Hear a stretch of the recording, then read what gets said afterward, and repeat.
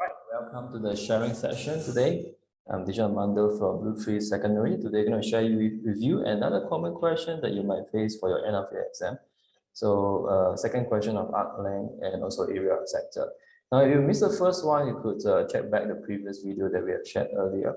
All right, to which we shared some things regarding the cosine rule. All right, and when you see an overlapping figure, what are the things you have to look out for, including drawing triangles, right?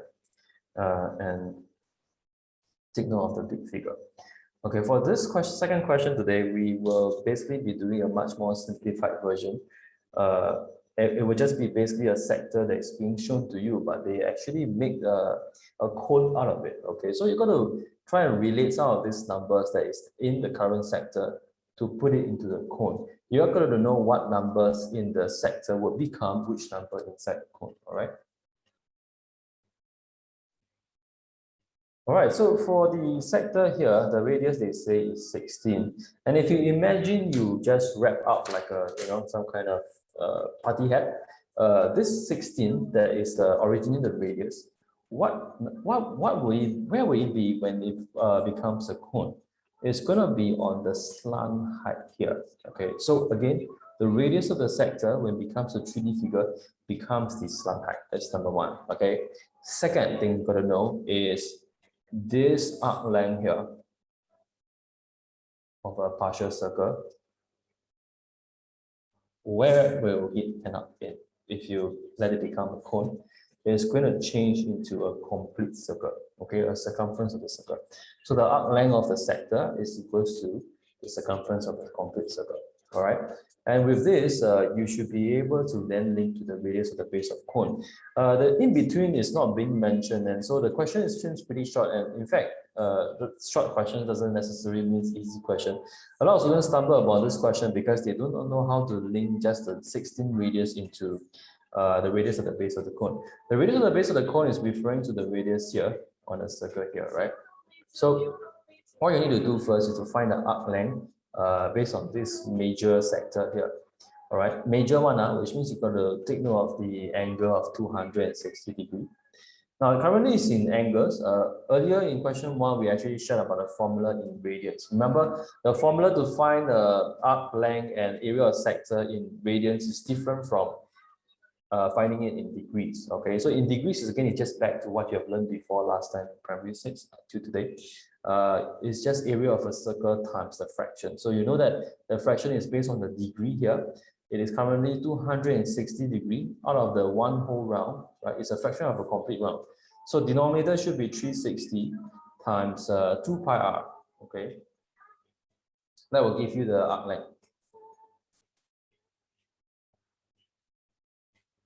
Okay, in which if you throw in the numbers, it's going to be basically 260 over 360 times 2 pi times 16.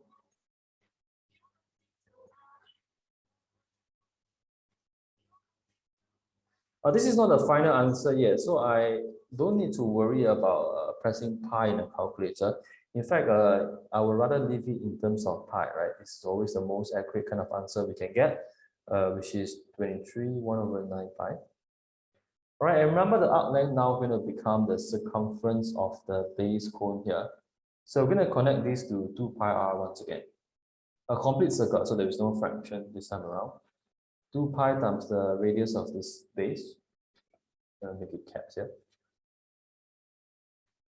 All right, and you see the magical thing about leaving your answers in pi, sometimes when your next step also involves pi, your pi can be totally removed by just simply dividing by pi on both sides, right?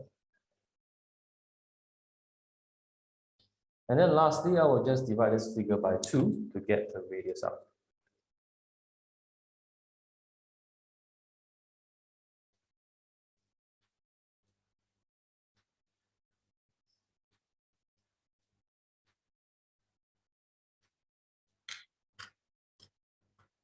Oh dear, why did I label this as B? This is part A. All right, with the radius done, I think the solving part B will be easy already. We just need to draw one straight line down. And since radius is connected from the midpoint here, this is going to be the height, right? The height, the radius, and the slant height basically forms a right angle triangle. So you can use one method to solve for the height. You can use Pythagoras Theorem, right? So the shortcut is that the height is going to be the square root of the hypotenuse square minus the square of the radius.